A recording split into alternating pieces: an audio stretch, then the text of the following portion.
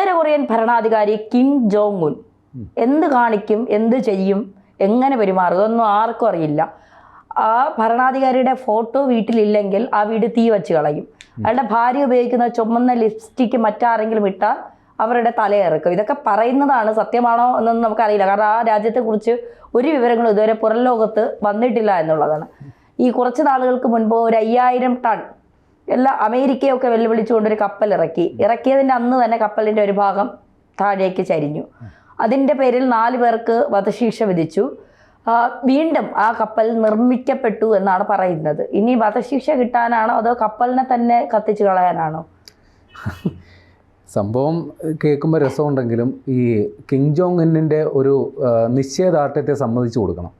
കാരണം ഈ 5000 ടണ്ണുള്ള ഒരു യുദ്ധക്കപ്പൽ ഉത്തര കൊറിയയെ സംബന്ധിച്ച് ഈ നേവി, അവരുടെ ഈ നാവികസേന അത്ര ശക്തമല്ല. പക്ഷേ ആ ഉത്തര കൊറിയ അടക്കമുള്ള മേഖലയിൽ അമേരിക്ക വലിയ രീതിയിൽ സൈനിക അഭ്യാസവും സൈനിക വിന്യാസവും ഒക്കെ നടത്താറുണ്ട് ഈ യുദ്ധക്കപ്പലുകൾ വിന്യസിച്ച്.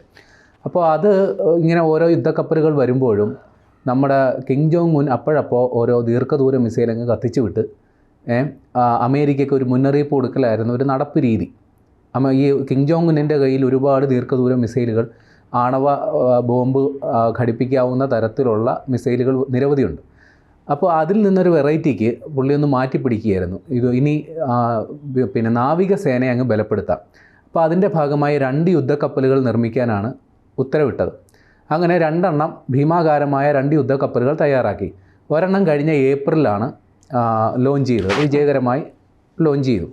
എന്നാൽ രണ്ടാമത്തത് നീറ്റിലിറക്കുന്ന ചടങ്ങിനിടയിലാണ്, ആ നീറ്റിലിറക്കുന്നതുമായി ബന്ധപ്പെട്ടിട്ടുള്ള ഈ കപ്പിയും കയറും പോലുള്ള സംവിധാനമൊക്കെ ഉണ്ടാവുമല്ലോ, അതിൽ തകരാറ് പറ്റി ഈ കപ്പലിൻ്റെ ദിശ തെറ്റി മൂക്കും കുത്തി വീണു. അതിൻ്റെ ഒരു ഭാഗത്ത് കാര്യമായ കേടുപാട് സംഭവിച്ചു. പക്ഷേ ഈ ഉത്തര കൊറിയക്കാർക്കൊരു കുഴപ്പമുണ്ട്, അവർ എന്തുണ്ടായാലും ആ വിവരം പുറത്തുവിടില്ല. പക്ഷേ ഇത് മറ്റുള്ള രാജ്യങ്ങളൊക്കെ ഈ ചാര ഉപഗ്രഹങ്ങൾ വെച്ച് അവിടെ നടക്കുന്ന കാര്യങ്ങളൊക്കെ കൃത്യമായി നിരീക്ഷിക്കുന്നുണ്ട്. അപ്പോൾ ഈ പറയുന്ന വടക്കൻ ചോങ്ജിൻ ആ സ്ഥലത്താണ്, ഈ ഒരു തുറമുഖത്താണ് ഈ കപ്പൽ നീറ്റിലിറക്കിയത്. ആ തുറമുഖത്ത് ഈ കപ്പൽ മൂക്കും കുത്തി വീണിട്ട് അതിനെ നീല ടാർപോളിനൊക്കെ ഇട്ട് മൂടിയിട്ടേക്കുന്ന ഉപഗ്രഹ ചിത്രങ്ങളൊക്കെ പുറത്തു വന്നു. അപ്പോൾ ഇത് കിം ജോങ് ഉന്നിന് കനത്ത നാണക്കേടാണ് ഉണ്ടായത്. കാര്യം അയാൾക്ക് ഈ ഒരു അഭിമാന പദ്ധതി എന്ന നിലയിലാണ് ഈ നാവികസേനയെ നവീകരിക്കാൻ തുടക്കമിട്ടത്. അപ്പോൾ ഇത്തരത്തിൽ ഉദ്ഘാടന വേളയിൽ തന്നെ അയാൾ ഭാഗ്യവശാൽ ആ ഉദ്ഘാടന ചടങ്ങിൽ അയാൾ നേരിട്ട് പങ്കെടുത്തിരുന്നു, അല്ലെങ്കിൽ അവിടെ വെച്ച് തന്നെ എന്തെങ്കിലുമൊക്കെ കാട്ടിക്കൂട്ടിയാണ്. അവിടെ വെച്ച് തന്നെ ഈ ഉദ്ഘാടന വേളയിൽ തന്നെ ഈ കപ്പൽ മുങ്ങിയത് വലിയ നാണക്കേടുണ്ടാക്കി. അപ്പോൾ തന്നെ ഇയാൾ അന്വേഷണത്തിന് ഉത്തരവിട്ടു, ഉത്തരവാദികളെ കണ്ടെത്താൻ വേണ്ടി. അയാളുടെ പാർട്ടിയുടെ, അതായത് വർക്കേഴ്സ് പാർട്ടി എന്നാണ് പേര്, അതിൻ്റെ വൈസ് ഡയറക്ടറും അതിൻ്റെ ഈ വ്യവസായ വകുപ്പിൻ്റെ ചുമതലയുമുള്ള ഒരാളെയാണ് ആദ്യം പിടികൂടിയത്. കൂടാതെ ഈ വടക്കൻ ചോങ്ജിനിലെ ഈ തുറമുഖത്ത് തന്നെയാണ് ഈ കപ്പൽ നിർമ്മിച്ചത്. ആ കപ്പലിൻ്റെ നിർമ്മാണത്തിൽ പങ്കാളികളായ 3 എഞ്ചിനീയർമാരെയും കൂടി മൊത്തം 4 പേരെ ഈ സംഭവത്തിൽ ഉത്തരവാദികളായി പിടികൂടുകയും അവരെ വധശിക്ഷയ്ക്ക് വിധിക്കുകയും ചെയ്തു. ശിക്ഷ നടപ്പിലാക്കിയോ ഇല്ലയോ എന്നുള്ളത് നമുക്കറിയില്ല. ഏതായാലും അതിനുശേഷം ഈ കപ്പൽ മുങ്ങി കൃത്യം 2 ആഴ്ച കഴിയുമ്പോൾ ഇന്നലെ ഈ കപ്പൽ പൂർണ്ണ സജ്ജമാക്കി നീറ്റിലിറക്കിയിട്ടുണ്ട്.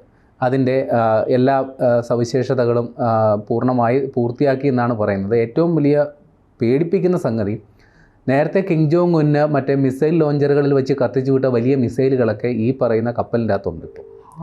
ഇപ്പോൾ ഈ കപ്പലുകളിൽ ഈ ദീർഘദൂര മിസൈലുകൾ സജ്ജമാക്കി വെച്ചിട്ടുണ്ട്. അത് കൃത്യമായും അമേരിക്കയ്ക്ക് അടക്കമുള്ള രാജ്യങ്ങൾക്ക് വെല്ലുവിളി കൊടുക്കാൻ വേണ്ടിയിട്ടാണ് ഇത്രയും തയ്യാറ്. കാര്യം ഇപ്പം അമേരിക്ക ഈ കിം ജോങ് ഉൻ അദ്ദേഹം ഈ ആണവ ആയുധം കയ്യിൽ വെച്ചിട്ടുണ്ടെന്ന് അവകാശപ്പെടുകയും അതുണ്ടെന്ന് സ്ഥാപിക്കുകയും ചെയ്യുന്ന ഒരു ലോക നേതാവാണ്. അപ്പോൾ അവർ ലോക സമാധാന ക്രമത്തിനൊരു ഭീഷണി എന്ന നിലയിലാണ് അമേരിക്ക ഉത്തര കൊറിയയെ ആണവ നിർവ്യാപന കരാറിൽ കൊണ്ടുവരണം എന്ന വാശിയിൽ അവർ തമ്മിലുള്ള സംഘർഷങ്ങൾ നിലനിൽക്കുന്നത്.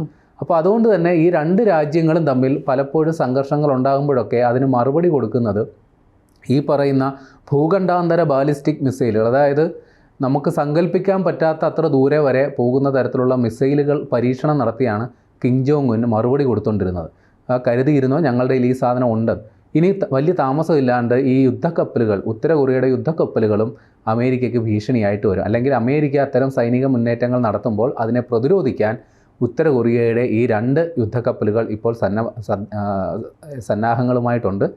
കൂടുതൽ, അതായത് നാവികസേനയിൽ കൂടുതൽ പരിഷ്കരണവും പുതിയ ആയുധങ്ങൾ കൊണ്ടുവരാനായിട്ടുള്ള പദ്ധതികളും കിം ജോങ് ഉൻ ആരംഭിച്ചിട്ടുണ്ട്. അത് വരും വഴിയേ നമുക്ക് മനസ്സിലാവും. ഈ കപ്പലൊക്കെ പെട്ടെന്ന് ഈ അമേരിക്കയെ കൂടി വെല്ലുവിളിക്കാനാണ് ഇത്രയും വലിയൊരു കപ്പലൊക്കെ നിർമ്മിച്ച് ഞങ്ങളിതാ വലിയ ശക്തിയായി മാറി, ഇനി ഞങ്ങളോട് കളിക്കാൻ വരണ്ട. പൊതുവേ ഇയാളെ ഒരു ഭ്രാന്തനായിട്ടാണ് എല്ലാവരും കണക്കാക്കുന്നത്. ഒരു ഭരണാധികാരിയെ കുറിച്ച് അങ്ങനെ പറയാൻ പാടില്ല. പക്ഷെ എങ്കിൽ പോലും എന്ത് ചെയ്യുന്നു ഏത് ചെയ്യുന്നു എന്നൊന്നും ഒരു വിവരമില്ലാത്തതുപോലെ പെരുമാറുന്നൊരു മനുഷ്യനാണ്. ഇത്ര പെട്ടെന്നൊക്കെ ഈ കപ്പൽ ഇങ്ങനെ ശരിയാക്കി.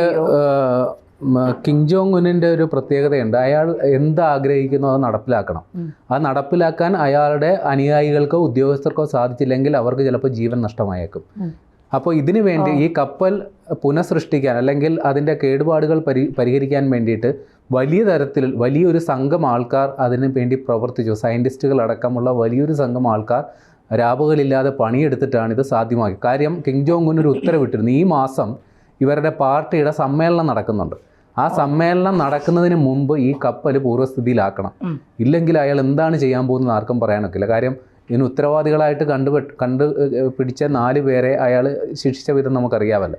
അപ്പോൾ ഇത് പൂർവ്വസ്ഥിതിയിലാക്കാൻ ഉത്തരവിട്ടിട്ട് അത് നടപ്പിലാക്കിയില്ലെങ്കിൽ വലിയ പ്രശ്നം ഉണ്ടാകും. അപ്പോൾ അതുകൊണ്ട് തന്നെ അത്യധ്വാനം ചെയ്ത് രാപകൽ പണിയെടുത്ത് ഈ കപ്പൽ ഇപ്പോൾ പൂർവ്വസ്ഥിതിയിലാക്കിയിട്ടുണ്ട്. ഈ കപ്പൽ ഈ പറയുന്ന തുറമുഖത്തിൻ്റെ ഡ്രൈ ഡോക്കിൽ നിന്നും വെള്ളത്തിലേക്ക് ഇറങ്ങുന്നതിൻ്റെ അടക്കം ദൃശ്യങ്ങൾ ഇപ്പോൾ പുറം ലോകത്തെത്തിയിട്ടുണ്ട്. പിന്നെ മറ്റൊരു സംഗതി കൂടി ഇതിൻ്റെ ഇടയിലുണ്ടായി. ഇപ്പോൾ ഉത്തര കൊറിയയും ദക്ഷിണ കൊറിയയും 2 കൊറിയകൾ തമ്മിൽ ഇടയ്ക്കൊന്ന് സൗഹൃദത്തിലാകുകയും അടിച്ചു പിരിയുകയൊക്കെ ചെയ്യുമായിരുന്നു. ഇപ്പോൾ ഈ ഉത്തര കൊറിയ ഒരു രസകരമായ ഒരു സംഗതി ചെയ്തു. ഈ ഉത്തര കൊറിയ അവരുടെ അതിർത്തികളിൽ വലിയ കോളാമ്പികളൊക്കെ വെച്ചിട്ടുണ്ട്. അതായത് ദക്ഷിണ കൊറിയ വലിയ കോളാമ്പികൾ വെച്ചിട്ടുണ്ട്. അതായത് ഉത്തര കൊറിയക്കാർക്കെതിരെ പ്രൊപ്പഗൻഡ നടത്താൻ വേണ്ടിയിട്ട്. അതായത് നിങ്ങൾ വലിയ മോശക്കാരാണ്, ഞങ്ങളുടെ രാജ്യത്ത് സത്യമാണ് അത്തരം ഉത്തര കൊറിയയിൽ നമുക്ക് പുറം ലോകമായിട്ട് യാതൊരു ബന്ധവും ഇല്ലാത്ത അവസ്ഥയാണ്. അവിടെ ജനങ്ങൾ പൂർണ്ണതോതിൽ സ്വാതന്ത്ര്യം അനുഭവിക്കുന്നില്ല. ഒരുപാട് മനുഷ്യാവകാശങ്ങൾ പിടിച്ച് വെച്ച് വളരെ ലിമിറ്റഡ് ആയിട്ട് മാത്രമുള്ള അവകാശങ്ങളുള്ളൊരു സ്ഥലമാണ് ഉത്തര കൊറിയ. അവിടെ ജനജീവിതം എന്താണെന്നുള്ളത് കേട്ടുകേഴ്വി മാത്രമാണ് പുറം ലോകത്തുള്ളത്. അപ്പോൾ ദക്ഷിണ കൊറിയ ഇതിൻ്റെ നേരെ ഓപ്പോസിറ്റാണ്. അവിടെ ജനാധിപത്യ സംവിധാനമുണ്ട്, കുറേ കൂടി ലിബറലാണ് കാര്യങ്ങൾ. ആളുകൾ പുറം ലോകവുമായിട്ട് ബന്ധപ്പെടുന്നു, സോഷ്യൽ മീഡിയ ഉപയോഗിക്കുന്നു. അപ്പോൾ ഇത്തരം കാര്യങ്ങൾ നേരെ ഉത്തര കൊറിയയിലോട് ഈ മൈക്ക് കെട്ടിവെച്ച് പ്രഭാഷണം നടത്തുമല്ലോ, അതേപോലെ ദക്ഷിണ കൊറിയക്കാർ വലിയ കോളാമ്പികൾ ഇങ്ങനെ ഈ ബോർഡർ അതിർത്തി രേഖയ്ക്കടുത്ത് സ്ഥാപിച്ചിട്ടുണ്ട്. അപ്പോൾ ഇവർ തമ്മിലുള്ള സംഘർഷങ്ങൾ പരിഹരിക്കാൻ വേണ്ടിയിട്ട് ദക്ഷിണ കൊറിയൻ ഭരണാധികാരി ഒരു ഉത്തരവിട്ടു, തൽക്കാലത്തേക്ക് ആ കോളാമ്പികളൊക്കെ സ്വിച്ച് ഓഫ് ചെയ്യാൻ. അങ്ങനെ സ്വിച്ച് ഓഫ് ചെയ്യാൻ പറഞ്ഞതിൻ്റെ തൊട്ടടുത്ത ദിവസമാണ് ഇവിടെ ഈ പുതിയ കപ്പലിറക്കി ഉത്തര കൊറിയ ഈ ഒരു നടപടിയായിട്ട് പോകുന്നത്. അപ്പോൾ സംഘർഷങ്ങൾ ലഘൂകരിക്കാനുള്ള സാധ്യത ഇനിയും കുറയും.